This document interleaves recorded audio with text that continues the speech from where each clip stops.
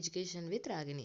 So ఈరోజు మన video ఏంటంటే ఆల్రెడీ ఆర్జీవికేట్కి సంబంధించి వీడియోస్ అయితే చేసి ఉన్నా అనమాట. ఆ వీడియోస్కి కొన్ని కమెంట్స్లో మనకి క్వశ్చన్స్ అడగడం జరిగింది.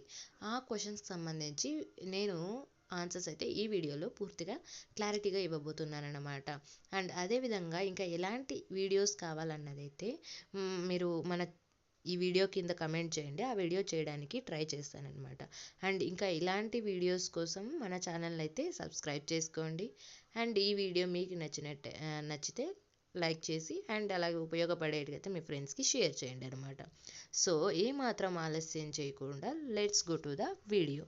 సో ఇక్కడైతే మనకు ఒక క్వశ్చన్ అడగడం జరిగిందనమాట. ఏంటి అక్క, నేను అప్లై చేసేప్పుడు ఒకసారి ఎస్సీఏ పెట్టాను, ఒకసారి ఎస్సీబీ పెట్టాను, ఇప్పుడు అది ఏమైనా ఇష్యూ అవుతుందా సీట్ రావడానికి అనేసి అయితే క్వశ్చన్ అడిగారనమాట. సో ఫస్ట్ మనం యాక్చువల్గా అప్లై అయితే చేసుకుంటాం అనమాట. అప్లై చేసిన తర్వాత ఏదైనా ఒకటి మిస్టేక్గా పెట్టామనుకోండి, అంటే ఫస్ట్ మిస్టేక్ పెట్టి తర్వాత దాన్ని సరి చేసుకోవడానికి అంటే ఎడిట్ ఆప్షన్ అనేది ఉంటుంది అనమాట. సో అలా ఎడిట్ చేసి కరెక్ట్గా ఏదైనా అంటే క్యాస్ట్ అనే కాదు, ఏ డీటెయిల్ అయినా మళ్ళీ కరెక్ట్ చేసుకున్నారనుకో ఎడిట్ చేసేటప్పుడు మీకు ఏమి ఇబ్బంది ఉండదు అనమాట సీట్ రావడంలో. సో ఎడిట్ అనే ఫస్ట్ తప్పు పెట్టి తర్వాత ఎడిట్ చేస్తే ఏమవ్వదు. అదే రెండోసారి ఎడిట్ చేసినప్పుడు కూడా మీరు రాంగ్గా ఏదన్నా డీటెయిల్ పెట్టారంటే అది ప్రాబ్లం అవుతుంది అనమాట సీట్ రావడానికి. అండ్ నెక్స్ట్ ఇక్కడ ఇంకో క్వశ్చన్ అడిగారనమాట. హాయ్ రాగిణిక్క, I got 555 in government school, caste BCB, can I get seat in IIIT అనేసి అయితే క్వశ్చన్ అడిగారు అనమాట. ఓన్లీ బీసీబీకే కాదు, మొత్తం కట్ ఆఫ్ అయితే నేను ఈ వీడియోలో చూపిస్తున్నాను. ఈ కట్ ఆఫ్ చూసి ఒకసారి. సో ఇక్కడ చూస్తున్నారు కదా, మొత్తం ప్రతి క్యాస్ట్కి సంబంధించి కట్ ఆఫ్ అయితే నేను ఇక్కడ డిస్ప్లే చేస్తున్నాను అనమాట ఈ వీడియోలో.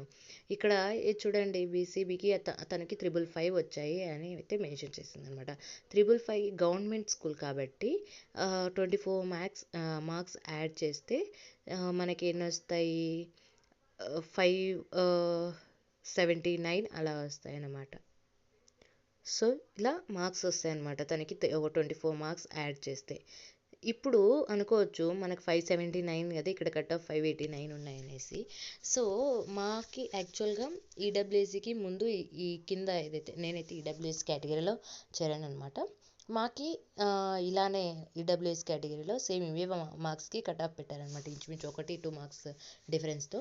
బట్ కానీ నాకు 568 వచ్చాయి. దానికి గవర్నమెంట్ స్కూల్ కాబట్టి దానికి 24 మార్క్స్ యాడ్ చేసి అయితే నాకు తీసుకోవడం జరిగిందనమాట. కాబట్టి వచ్చే అవకాశం ఒక 75% అయితే వచ్చే అవకాశం ఉందని అయితే చెప్పగలుగుతా. సెకండ్ కౌన్సిలింగ్ ఆర్ థర్డ్ కౌన్సిలింగ్లో ఖచ్చితంగా సీట్ అయితే వచ్చే అవకాశం ఉందని అయితే నేను చెప్పగలుగుతానమాట. సో మీ డౌట్స్ అయితే తీరినాయని అయితే నేను అనుకుంటున్నాను.